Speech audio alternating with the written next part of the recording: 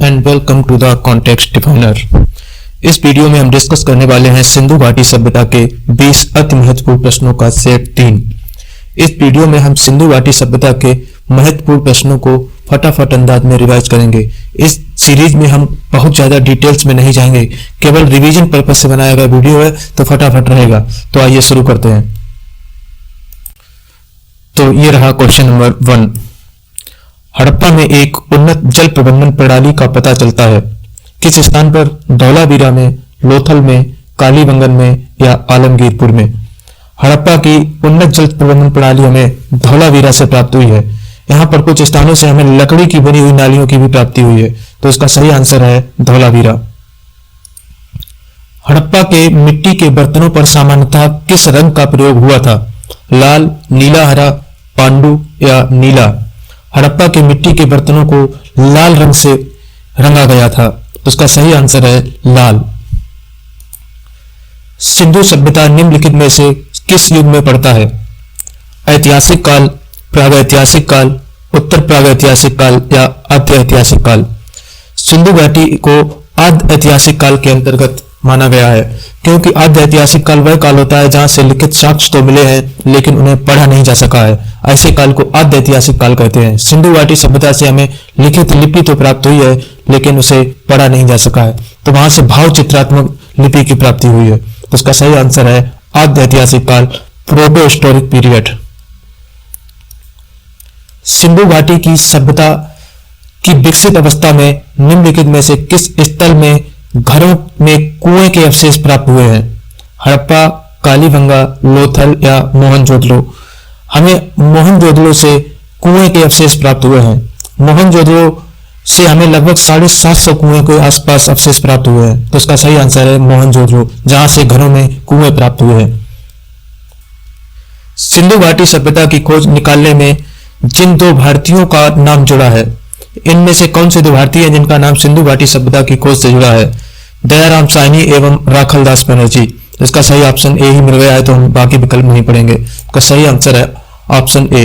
दयाराम साहनी के नेतृत्व में हड़प्पा की खुदाई कराई गई थी और राखलदास बनर्जी के नेतृत्व में मोहनजोदड़ो की, तो इसका सही आंसर है ऑप्शन ए।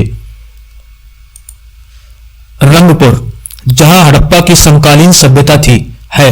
रंगपुर कहाँ है? पंजाब में, उत्तर प्रदेश में, सौराष्ट्र में या राजस्थान में। रंगपुर आधुनिक सौराष्ट्र में स्थित है, तो इसका ऑप्शन सी सही है, सौराष्ट्र में है रंगपुर। हड़प्पा एवं मोहनजोदड़ो की पुरातात्विक खुदाई के प्रभारी थे Lord Macaulay, sir John Marshall, Lord Clive या कर्नल टाड। हड़प्पा और मोहनजोदड़ो की खुदाई के पुरातात्विक जो प्रभारी थे वो सर जॉन मार्शल थे। उस समय पुरातत्व विभाग के जो महानिदेशक थे वो थे अलेक्जेंडर कनिंघम, लेकिन प्रभारी जो खुदाई के प्रभारी थे वो थे सर जॉन मार्शल। इसका ऑप्शन नंबर डी सही है। निम्नलिखित में से किस पशु की आकृति जो मोहर पर मिली है जिससे ज्ञात होता है कि सिंधु घाटी एवं मेसोपोटामिया की सभ्यताओं के मध्य व्यापारिक संबंध थे? घोड़ा, गधा, बैल या हाथी। तो गधे, यहाँ पर बैल टिक हो गया, लेकिन इसका सही ऑप्शन है गधा। बैल नहीं है, गधा है सही। गधा की आकृति से ज्ञात हुआ है कि मेसोपोटामिया और सिंधु घाटी सभ्यता के मध्य व्यापारिक संबंध थे। सिंधु घाटी के लोग विश्वास करते थे आत्मा और ब्रह्म में, कर्मकांड में, यज्ञ प्रणाली में या मातृशक्ति में। सिंधु घाटी सभ्यता के लोग मातृशक्ति की पूजा किया करते थे।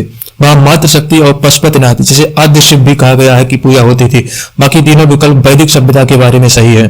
उसका सही ऑप्शन है ऑप्शन डी। निम्नलिखित में से कौन सा स्थल समुद्र तट पर स्थित नहीं था? सुरकोटदा, लोथल, बालाकोट या कोटदीजी। तो इसमें से कोटदीजी समुद्र तट पर स्थल नहीं था, बाकी ये तीनों स्थल समुद्र तट पर स्थित थे।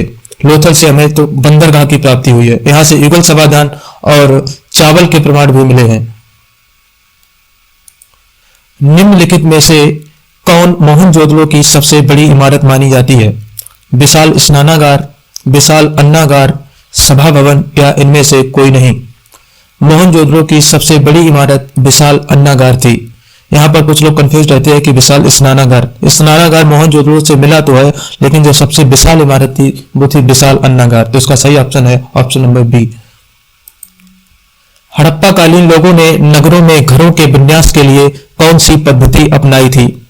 कमल पुष्प की आकृति की, गोलाकार आकृति में, ग्रिड पद्धति में या त्रिभुजाकार आकृति में? हड़प्पा के लोगों ने घरों के विन्यास के लिए ग्रिड पद्धति अपनाई थी। यहाँ घरों के दरवाजे सड़क की ओर ना खुलकर पीछे की ओर खुला करते थे। बाकी जब सिंधु घाटी सभ्यता किस आकार की थी तो वो त्रिभुजाकार आकार की थी, लेकिन घरों का विन्यास ग्रिड पद्धति में था। निम्नलिखित पशुओं में से किस एक का हड़प्पा सभ्यता में पाई मोहरों और टेराकोटा कलाकृतियों में निरूपण या अंकन नहीं हुआ था? शेर, हाथी, गेंडा या बाघ? तो इसका सही ऑप्शन है शेर। शेर की आकृति हड़प्पा कालीन मोहरों से प्राप्त नहीं हुई है। इसमें हमेशा प्रश्न पूछता है तो कई जानवर लिखे होते हैं, साथ में शेर लिखा होता है। ऑप्शन में साथ में शेर ही दिया जाएगा आपको। ये वाले जानवर चेंज होते हैं लेकिन शेर चेंज नहीं होता, तो आपको शेर टिक करना है। तो इसका सही ऑप्शन है शेर की कलाकृति हमें मोहरों पर नहीं मिली है। हड़प्पा वासी किस धातु से परिचित नहीं थे? सोना एवं चांदी, तांबा एवं कांसा, टिन एवं सीसा या लोहा? हड़प्पा वासी लोहे से परिचित नहीं थे। लोहे का परिचय सबसे ज्यादा वैदिक सभ्यता, स्पेशली उत्तर वैदिक सभ्यता के लोगों को था। बाकी ये सभी धातुओं से हड़प्पा काल के लोग परिचित थे। निम्नलिखित में से किस हड़प्पा कालीन स्थल से युगल समाधान का साक्ष्य मिला है? लोथल, कालीबंगा, बड़ावली या हड़प्पा? लोथल नामक स्थान से हमें युगल समाधान का साक्ष्य मिला है। यहां से हमें एक बंदरगाह, युगल समाधान का साक्ष्य, अग्निकुंड का प्रमाण और मोहरें प्राप्त हुई हैं। कपास का उत्पादन सर्वप्रथम सिंधु क्षेत्र में हुआ, जिसे ग्रीक या यूनान के लोग किस नाम से पुकारा करते थे? सिंडन, कॉटन या ए और बी दोनों या हड़प्पा? कॉटन को लोग यूनान के लोग या ग्रीक सिंडन कहा करते थे, तो इसका सही ऑप्शन है ए सिंडन। हड़प्पा के काल का तांबे का रथ किस स्थान से प्राप्त हुआ है? कुड़ाल, राखीगढ़ी, दैमाबाद या वड़ावली? तांबे का रथ हमें दैमाबाद महाराष्ट्र से प्राप्त होता है। यह दैमाबाद ही सिंधु घाटी सभ्यता का सबसे दक्षिणतम स्थल भी है, तो दैमाबाद से हमें तांबे का रथ मिला है। हड़प्पा वासी किन किन धातुओं का आयात करते थे? चांदी, टिन और सोना? हड़प्पा वासी इन तीनों ही वस्तुओं का आयात किया करते थे। इसमें 1, 2 और 3 दोनों ही हैं। वो चांदी, टिन और सोना, ये तीनों चीजें अफगानिस्तान और ईरान से तो मंगाते ही थे, साथ में सोना कर्नाटक या दक्षिण भारत के क्षेत्र से भी मंगाया जाता था। तो इसका सही ऑप्शन है 1, 2, 3 तीनों ही का आयात हड़प्पा काल के लोग किया करते थे। हड़प्पा वासी लाजवर्द यानी भवन निर्माण की सामग्री का आयात कहां से करते थे? हिंदू क्षेत्र के बदख्शां से, ईरान से, दक्षिण भारत से या बलूचिस्तान से? तो लाजवर्द या भवन निर्माण सामग्री का आयात हिंदू कुश क्षेत्र के बदख्शां से किया जाता था। तो ये था सिंधु घाटी सभ्यता से संबंधित 20 अति महत्वपूर्ण प्रश्नों का सेट नंबर 3। नेक्स्ट टाइम मिलते हैं सेट नंबर 4, वो अंतिम सेट होगा। इसके साथ ही सिंधु घाटी सभ्यता के सभी प्रश्न कंप्लीट हो जाएंगे। इसके बाद आपको इसके बारे में कहीं से भी दूसरे जगह से सिंधु घाटी सभ्यता को पढ़ने की आवश्यकता नहीं रह जाएगी। तो तब अगले वीडियो में फिर से मिलते हैं, तब तक के लिए bye bye, have a nice day.